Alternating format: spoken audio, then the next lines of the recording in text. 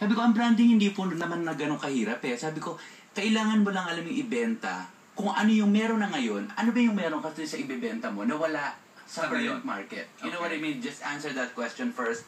Padali na yun. Tapos ulitin natin yun, yung ano ang meron ang produkto mo na wala sa kasalukuyang merkado. So it's either, is it cheaper? Is it bigger? Okay. Is it, you know, mas organic ba siya? Lalo ngayon, people are going for organic and stuff like that. Is it healthy? Right. Ganon. Okay. So sabi ko, okay. So once we get that through, sabi ko katulad ng kalamansi ni Madam, no, for example. Sabi ko, you know, minsan pag nakalagay na yung produkto mo sa shelf, wala nang kalaban-laban yan, hindi nang pwede magsalita yan eh. Correct. You have to put like something. Sabi ko nga, ano ba yun, Madam? You know, all natural, unsweetened, pure. You know, para meron man lang sa labas. When it's on a shelf, meron siyang kahit pa paano, it talks to ano ba yun? Yung nanonood. So how does a product talk to the consumer? Kasi nga naman, pag dumaan ka sa isang, sa isang shelf, yung produkto nagkalat doon, tambak sila doon, ang dami nila magkakalaban doon. Paano, ang tanong lang po, ang sinasabi ni Jojo, paano magpapapansin ang produkto mo sa dumadaan? Tama? Right. Parang kung paano ka nagpapapansin sa lalaki or sa babae na gusto mong pumansin sa'yo, yun di ba ang sekreto, Jo? Sort of, in a way. Kasi, no, because it's like this, kailangan mo muna ng tagahanga eh. Okay. To start with. You know, these guys are, I'm very happy for them kasi meron na silang base market. You know, meron ng mga taong bibili ng mga produkto ninyo, ganyan. Ang kailangan niya lang is expand on it eh.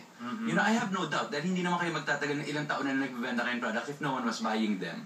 Pero, so you start with that and then strengthen. Palakasin mo na kung sino yung bumibili sa'yo. Para at least, you know, pag nagbenta ka na kung saan man, kahit man lang paano, may tao makaka-recognize kung sino ka. Exactly. Importante ba yung packaging? Gaano ka-importante ang packaging sa isang product? You know, packaging, to me, I always imagine it na ganito, no? Parang pag-aandar ka ng kotse, packaging is, yung nakatigil ka, tapos nagkabyo ka sa andar ka na, yun yung bago ko bilhin yung produkto. That small detail. Yung maliit na window of opportunity na yun. For me na, maging customer mo. That's what branding is. Ako ang packaging kasi, ito yung suot mong damit. Right. Ito yung suot mong makeup. Ito yung hairstyle mo. Right. Okay? Ito yung paano mo pinaganda ang ilong mo. Okay? Na, halimbawa, pinanganak ang ilong mo parang, parang maliit lang. Pinoy na Pinoy. Sabi nga nung kaibigan ko yung, parang palang ng tuta. Paano mo pinaganda yon para bumagay sa buong mukha mo? Diba? Right. Paano mo sinabi yung laman ng produkto mo? Right. Yun. Another thing, and one thing na sana marinig ng lahat na nakikinig ngayon, they should, is that napaka-integrated ngayon ng lahat ng bagay na hindi lang address ang linalagay dapat sa mga produkto. Ano ba? Anong nilalagay? Alam niyo naman ngayon, the advent of Facebook, Twitter, kasi it's almost like your website. Kung dyan, nakatambay sa kusina ako, minsan wala akong magawa, nagpo-phone ako or something, tignan ko nga kung ano pang produkto meron sila. And it won't cost you anymore. You know what I mean? Ang mag-print ng www.productco.com is not, hindi naman dadagdagan sa cost mo if you put it there. Correct. Sample, ang produkto ba ni Marisa may telephone number? Wala. May address? Sa Achara meron. Sa Achara? Sa Nito Bago. Wala pa. Ibig sabihin, kung may nakagusto, hindi alam kung saan napulot yun. So pagpunta ngayon sa palengke or sa supermarket, iba na ang hinana, iba na nabili. So you did your competitor a favor. Right. Diba? Yun ang magaganda pong leksyon. Halimbawa si Burger, hindi mo pwedeng tatakan si Burger, nang may tatak doon na, Pero kung ganyan lang, isa lang ang kalaking burger na yan, hindi ako magtataka, maraming gagaya sa'yo. I'm sure meron na. Meron na po. Alam niyo, may mga produkto po tayo sa merkado na ginaya at sa sobrang panggagaya na wala sila lahat sabay-sabay. Naalala niyo yung potato na naka-twist? Yan. Naalala niyo yung mahaba na ganon? Di ba dati halos lahat ng may isang exhibit dati? Lahat ng dumaan may bit-bit nun eh. Pero maghanap kayo ngayon kung meron nun. Yung shawarma, di ba nagkalat dati? Pero ako sinasabi ko lagi, may naiiwan naman na brand eh. Like shawarma na wala lahat ng shawarma, may naiiwan. Diba? May naiiwan sa mall.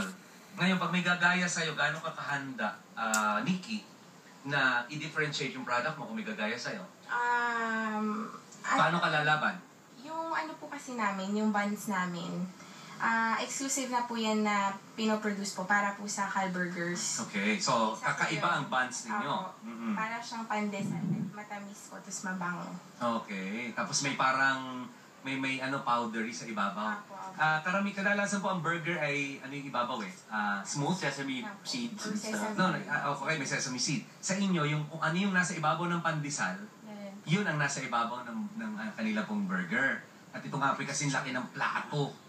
Oo, yung kasing laki ng plato. At pakiangat nga, kasi kaninang umaga, hindi ko babanggitin, taas nga po. Alam mo, kaninang umaga, ay pakita natin sa teleradyo para makita nila. Aba, hindi po madamot, teleradyo, pakifocus po yung burger. Hindi po madamot sa patty. Kanina pong umaga, ako yung nag-breakfast sa isang burger chain.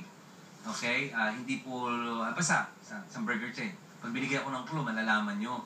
Na-attract ako dun sa kanilang burger kasi ang kapal ng patty. Ay pagbigay sa akin, naku, anipis na. Parang sabi ko, parang nadaya ako dito.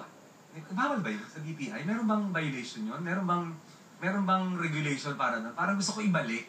Kasi parang feeling ko short-change ako. Kasi hindi ito yung nasa picture.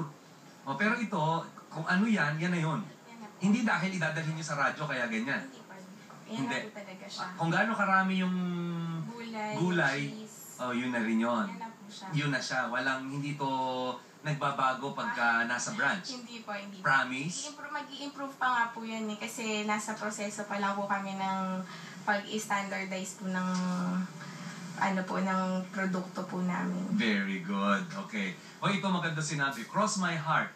May patay po kami kamag-anak, pero pinagpaliban ko po ang pakikipaglamay kasi yoko po ma-miss your show. Need to say more? Marisa Plantilla na San Pablo City? Salamat. Salamat talaga. Salamat. Alam mo, pag pumunta ka Maynila at Sabado, pasalan mo ko ha, Marisa. Salamat po. Alvin Solero, Lambakin, Marilao, Bulacan. Marami po ako natututunan sa pakikinig sa inyo. Meron akong nakukuhang strategy sa pagpapaunlad ng negosyo.